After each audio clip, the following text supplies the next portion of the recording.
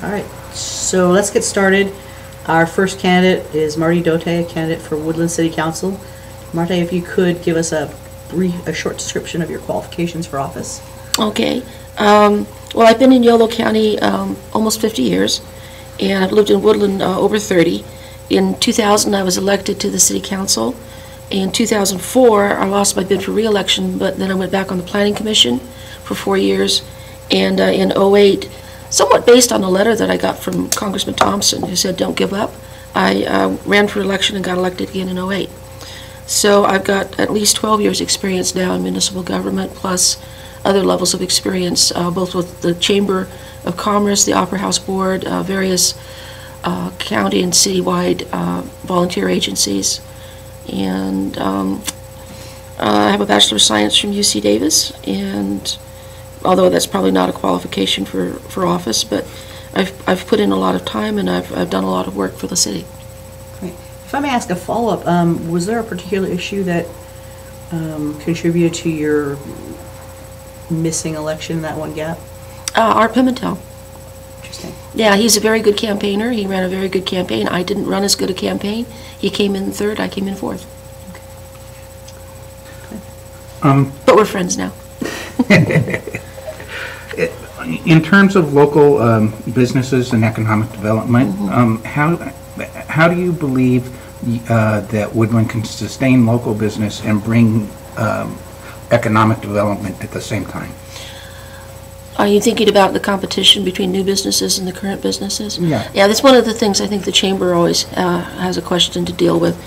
I work very closely with the Chamber. I'm the chairwoman of the Women's Seminar, which we've been doing for 7 years now, where we bring in speakers about not just necessarily women's issues, but so I have a close association with the Chamber, and I was on the board for 4 years. And then I went on the business walk this year. We surveyed probably over 200 businesses in Woodland. The consensus of the businesses I dealt with on Main Street was that they would like a little more business. Most of them seemed to be holding on. Some of them were doing well, and they really liked being in Woodland. So I think that overall they'll be happier and the retention will be better as the economy picks up. I know that we've lost some people simply because the economy they haven't been able to hold their business long enough to build the business they need to. Woodland's not that easy a place to start a business. It has its own quirks as a community, but attracting more economic development. There are two kinds of economic development I think you could talk about. I'm a real fan of infill, and I'm a real fan of the downtown, and so what I'd like to do is bring in businesses, but those tend to be smaller, more boutique businesses. They don't have a large capacity for market, but then they also help add to the character of the downtown. Then there's a second group of businesses which actually a lot of our citizens need, which are, I hate to say it, but it's the big box retail business where they can get products at a reasonable cost. We have a large population in Woodland that the children qualify for subsidized lunches. You know, some of these people are hanging on, they've lost jobs or they've had downgrades in their jobs. And so even though I opposed the project, I have to say that the big boxes that came in, like Costco, really were a benefit for our local people. They saved them travel time, and it saved us from having about a 30% bleed of retail sales tax dollars out of the city. Not that I'm a fan of plowing up all the farmland around you and turning it into that, but in this particular case, it was a real benefit for our citizens. So I want to try to balance both. But for me, economic development really hinges on bringing in a good jobs base. It's not just the retail, it's not just the sales end of it, it's the earning end of it, and being able to drive consumer spending by having people who are making good money. You've answered what you think would be good economic development or what would be beneficial economic development for the city. Is there any type of economic development that you think would hurt the city of Woodland? Yeah, I know maybe people think economic development's all good, but I don't think it is all good. I think you have to be selective and you have to have a plan in mind. That's one of the reasons we did an urban limit line, which maybe people in Davis don't know about or in the city. We did an urban limit line in '06, I believe, which limits our growth. It requires a vote of the public, a general vote. Three votes on a Tuesday night can't change it. And so it requires a general election during a council election year. So it was a way of telling the people of Woodland, you get to choose how big your city is going to get. But I was very enthusiastic because it prevents sprawl on farmland, and I'm basically an environmentalist on things like that. Plus, there was a lot of speculation going on with the areas around Woodland, because the speculation was Woodland would continue to grow and just keep adding land and just keep annexing. At least that's what the pressure was going to be. But the urban limit line shut that off. It was making it very hard. I'm also on the Habitat Conservation Plan Board. It was making it very hard to be able to purchase habitat conservation easements because it was pushing the prices up.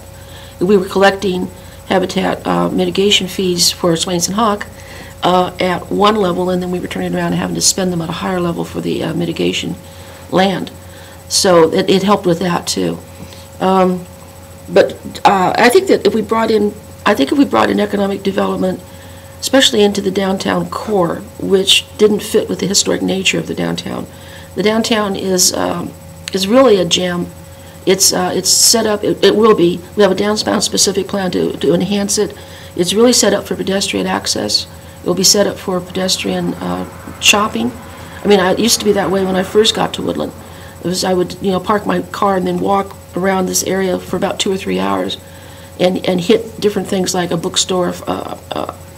They had a stationery store and flowers, and then go over to a place and buy maybe some clothes, and then go home. And it was a great experience. I think if we brought in any kind of economic development in the downtown, either that destroyed the historic nature of the buildings or upset that kind of character of the downtown, I think that would be basically destructive. And it would hurt what councils have been doing for a long time, which is try to preserve the downtown. It's been a priority in our city for a long time. I wouldn't say generations, but it's certainly been for decades. There's been a priority to recognize that it's a historic district, registered, to recognize that and to nurture it.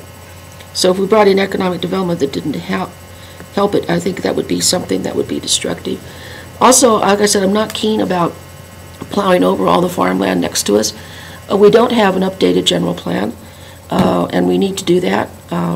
We need to get the general plan updated so that we know exactly how much retail we can absorb. I don't want us to be just a cash cow for somebody who's developing retail. It needs to benefit the community, and also how much we're going to need for residential development. We've always been a controlled growth city, and those are the things that were adopted in the general plan in '96. Those were the things that have been adopted in the planning that went into Spring Lake. And those are also the things, we staged the development in Spring Lake so that we didn't have this boom or bust kind of processing of housing. And we've tried to do that also with our retail. If you look at the development of Woodland from an aerial, what you'll see are specific segments that have been annexed, but they've always been contiguous, and they've always been part of the overall plan, the overall vision for what Woodland should look like, which is separate from the other cities, its own freestanding town, its own freestanding city, and hopefully one that has enough jobs in the city so that we don't have a lot of out commute. I'm also a transportation planner. I was at one point, and commuting out of a city to someplace else is really bad for air quality. If you can keep people local, it's much better.